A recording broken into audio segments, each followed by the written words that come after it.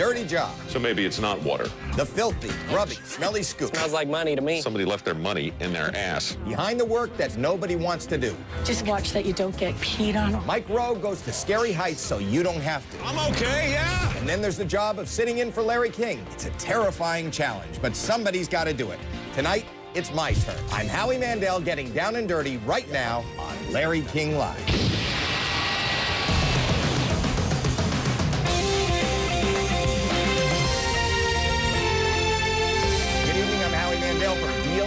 Sitting in for Larry King tonight. I just want to say that before I start, I've always wanted to do this job. I'm a big fan of Larry. I'm a big fan of this show.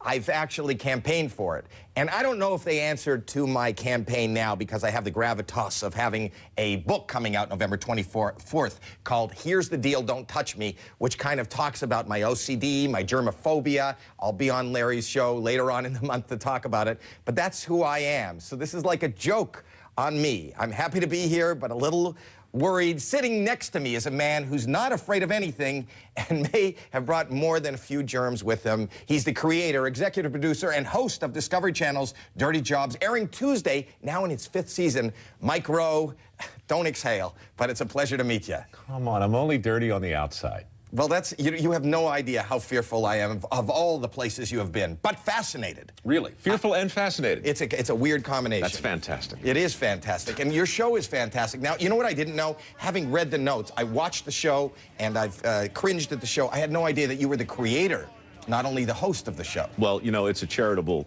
title. The truth is, I haven't seen a new idea in TV, maybe ever. I stole it from George Plimpton, you know, a famous journalist who used to immerse himself in work. And I just always thought the idea of really doing a real reality show, you know, truly no second takes, no rehearsal, no scouting, no scripts, would be fun. And I didn't really figure, you know, we'd apply it to the sewer, but we did, and so far, so good. Was that the concept, to look for, not only to look for the job, like, were you going down for the sewer? Were you going for the dirt? The concept was to try and pay an honest tribute to people who actually do the sorts of jobs that keep polite society on the rails. And the big conversation was, how do we do that? Right. You know, because TV is, frankly, not real good at honestly portraying regular people. We either turn them into heroes or we turn them into punchlines. So on Dirty Jobs, the idea was, what if I just assumed the role of a perpetual apprentice and literally went around the country meeting people and just trying to keep up?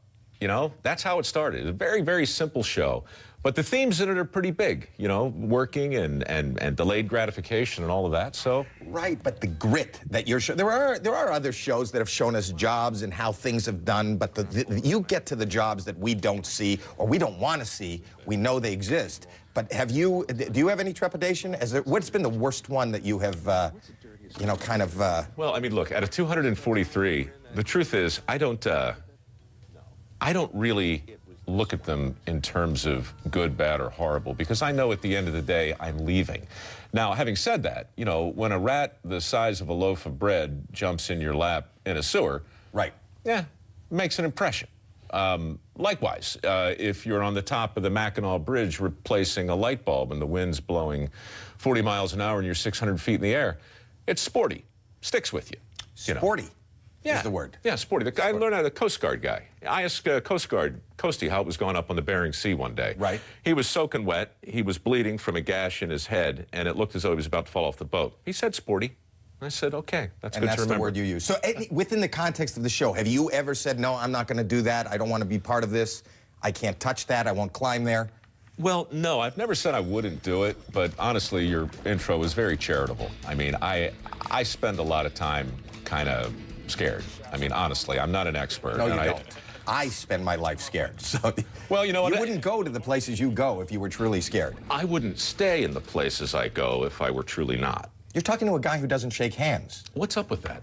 That to me, No, tell me. I mean, I know the you're world's supposed to... dirtiest job for me is existing. No, so I'm fascinated by you. I'm fascinated by you. But you're the guest. Yeah, but I'm you're the host. I know. I know that. But you know, this is my world's dirtiest job right now, talking to you, because you've been to places. Well, you think this is I've a seen picnic what you've for me? touched. I mean, I don't know what you're going to say. Anything could happen. You're scared to death of poo. Germs freak you out. Yes, you've done a lot of things with poo, haven't you?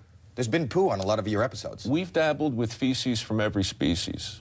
Feces from every species. You can use it if you like. Nobody has made poo more poetic than you. And that's the beauty of what you do. It's very but you know kind what? of you It's to also say. intriguing because as much as I think the connotation of the dirtiest job are jobs we wouldn't want to do or we don't even know exist, yet a lot of these people, and in reading the paperwork that they had given me before the show, and it's true, these people are passionate about what they do, and they're happy about what they do, and they look forward to each and every day, and that's kind of inspiring because there are people in show business and in other great, you know, what people would think are much better levels of employment where people just don't show that kind of happiness and passion. Drudgery stinks wherever you find it, Wall Street or Main Street, you know, and we didn't set out to do some sort of morality play, but we did discover by the third season, even though we were doing a crazy, silly, spectacle-driven, sometimes juvenile show, the themes in it were huge, and people started to say, you know what's crazy about the show? Every time I turn it on, I see you doing something either frightening or disgusting, and yet you and everybody around you seems to be laughing.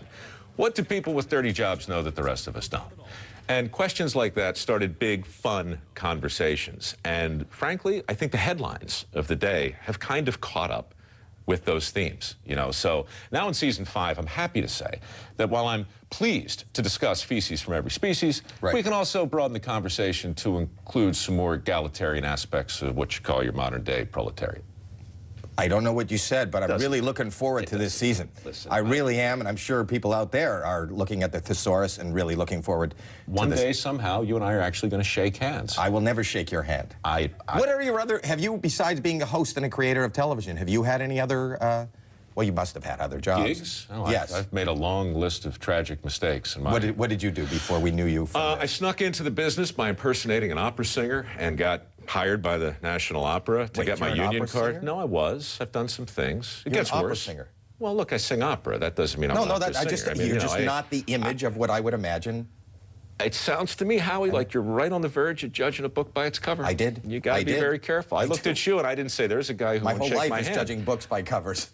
That's the cover I won't touch. It's inside a book I'll look at. Books are filthy. What else besides opera?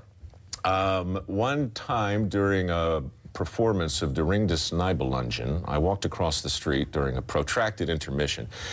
The purpose was to have a beer and watch the football game, and QVC was on. And the bartender had an audition the following day. And to make a long story short, we discussed the decline of Western civilization, and I suggested that I could probably get hired if I were to accompany him on the audition.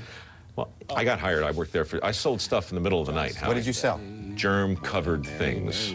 Somebody said you sold dolls. Are you a doll salesman on QVC? I've made some mistakes, okay? Crucify me on a cross of Is it just me or does Marie Osmond look different in person? We will take a look at the new season of Dirty Jobs after the break. You're watching Larry King Live. Larry King Live.